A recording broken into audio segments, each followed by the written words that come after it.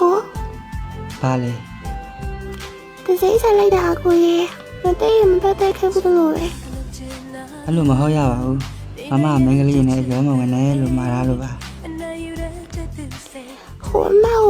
အကိုအဲ့လောက်တော့ချစ်တယ်ပဲလား ချစ်တာပေါ့ပိုးစပတ်ဆက်ပဲ ဘာလို့ညီမလေးတို့ကအဲ့လိုမချစ်ပေးခဲ့ရလဲ မင်းကခလေးလေးဆန်နဲ့ရစ်လဲရစ်တယ်စိတ်လည်းကောက်တယ်စိတ်ပြတ်ဖို့လည်းကောင်းတယ်အားနေတဝင်တို့ပဲသိရသူကအဲ့လိုမဟုတ်သူကအကိုအလိုလိုက်တယ်ပြီးတော့သူကနန်းလေးဆန်ရစ်လဲချက်တယ်အဲ့လိုမျိုးသဘောကျတာ အကိုကိုချစ်လို့အဆိုးရှုံးမခံနိုင်လို့ချစ်တဲ့စိတ်တစ်ခုနဲ့လုံးမိတာပါအကိုရေ